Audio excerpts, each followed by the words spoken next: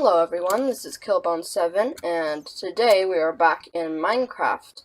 And today I'm going to be showing everybody how to build this simple little shop design thingy, majig thing. I'll show you how it works, but anyway, I thought this was a pretty good design. I just need to get myself some diamonds. Alright, there we go. I got myself the diamonds, so if I just put a diamond in the dropper, then this will give me any item in here. So right now it's full with things called passes, which are just renamed papers, really. But then this little thing is a very simple shop design. So you could build this in like a server if you wanted to have kind of a secure item trading thing. Yeah, so it should keep your trades pretty safe. So if I put in one diamond, it pops out one of the items. So I just named mine pass, and then yeah, so that's a very simple shop right there. And all of the diamonds go into here. As you can see, I've tested it a few times. But if I just take those for this one, this is a more complicated shop. So this is if you want multiple items for one diamond. For example, right now I have it set up with slime blocks, and it's a pretty good price. It's 6 slime blocks, maybe a little bit overpriced, but 6 slime blocks for 1 diamond. So if I just put in 1 diamond, it'll do a bunch of stuff, but then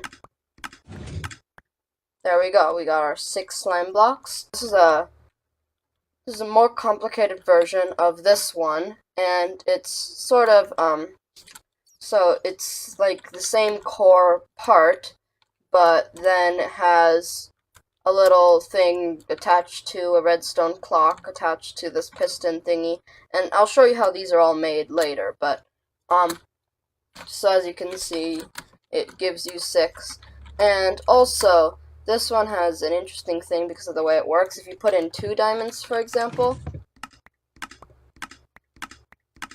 it will give a couple more items, and both your diamonds will be gone. But so it doesn't actually do them for the same exchange price though. So just warning with this one, only put in one thing at a time. And for this one, I made like a little hut back here just so you can see that your diamonds can still be safely activated. And if you're wondering, these glowstones are transparent block, which means chests can open through it. So yeah, but that also provides some light. But these are the designs I made. Anyway, so what you want to do for this one is I'll do a little tutorial. So you basically, if I get all of my materials necessary over in my inventory,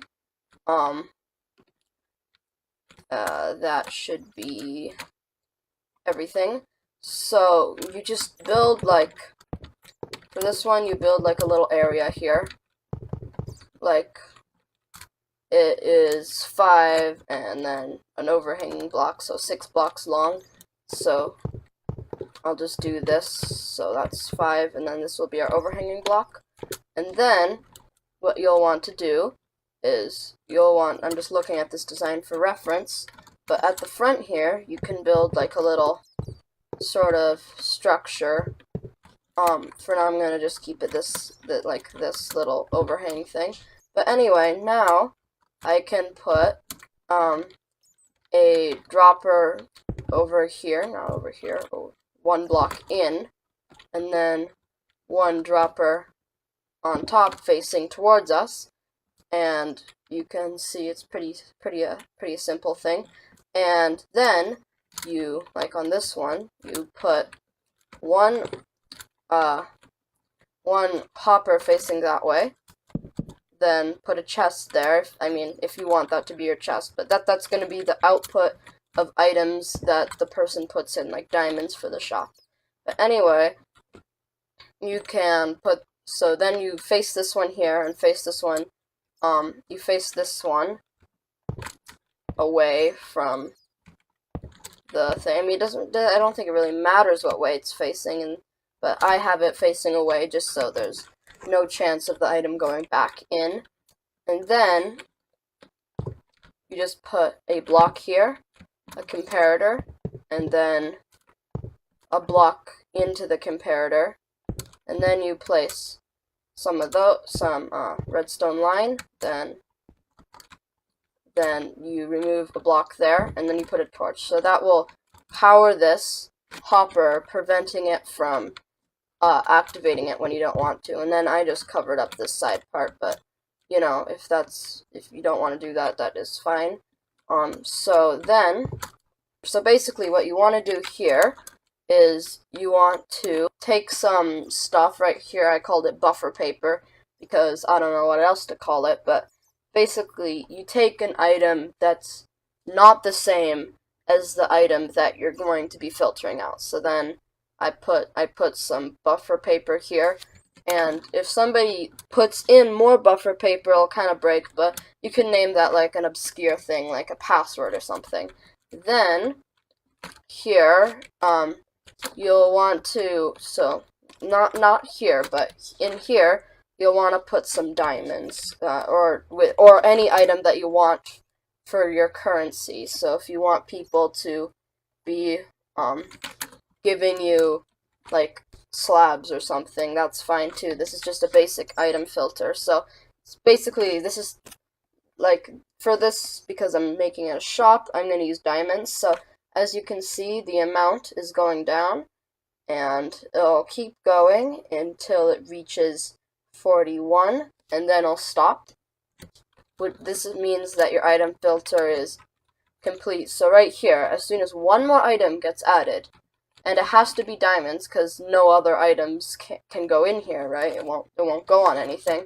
If one more redstone signal strength goes here, then it will unpower this, which lets one item drop through, and then it will repower. So if I put in one diamond, it did it just then. So now I'll just prove to you that it works. Put in one, it'll go away, and then it'll be in here. So that's your little item filter done. And then for this design, you want a few more things. So up here, you want a piece of redstone right there. Then you'll want to block that off with a block so it doesn't interfere with the rest of your circuit.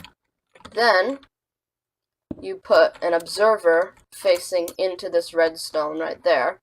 And then after that, you put a repeater here, set it to 3 ticks, and then you're basically done, I am pretty sure. So then you have your little circuit here, and what you want to do then after that is just take like a stair block, because right now this will shoot it out way far away, but if you put a little stair block here, it'll shoot it into the stair block, which will pop it out of the bottom of it. So then you can just put some stair blocks on either side, and then one last thing you need is the button. So then you put the button here, and you can hear it didn't put anything. So let's say you put something that like you're not gonna have, like it's not part of it. So say just put in some item, and you want to accept diamonds, but then somebody puts this here and tries to send it in.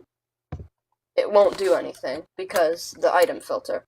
So if you put in diamonds though, then you can fill this with whatever thing you want. So I'll just fill it with like just one observer because I'm lazy.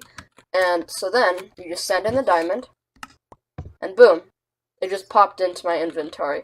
So it's just a simple little exchange system.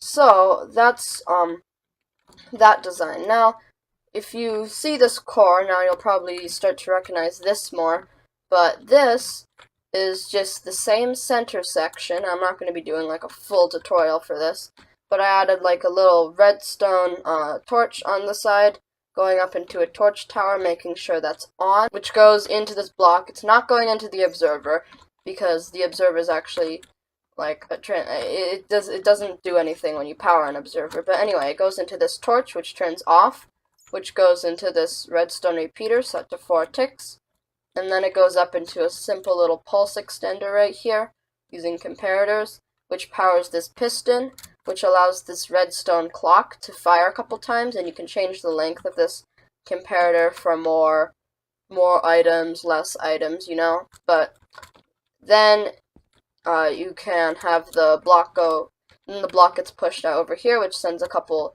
pulses through this dropper, which is filled with slime. So it's pretty simple systems right here, and I'm pretty happy with the compactness. And like, if you want to be really like extreme with your compactness, you can get rid of like the side blocks, but I think they look kind of nice, so I'm gonna keep them. But anyway, so that's my tutorial on this little shop slash trading system. So I hope you enjoyed the video, and I hope it helped you out if you were trying to make any sort of shop like this or that. And yeah, it's just kind of like a little simple thing that you can do. And so yeah, it's reliable, it works every time, and it's a good way if you want to not just have like a chest and say put in 1 diamond for like a bunch of for like 1 slime block or whatever, and then the person takes all of your slime blocks and doesn't put any diamonds in just because they're trying to trick you. Yeah, so I hope you enjoyed the tutorial, and I'll see you in the next one.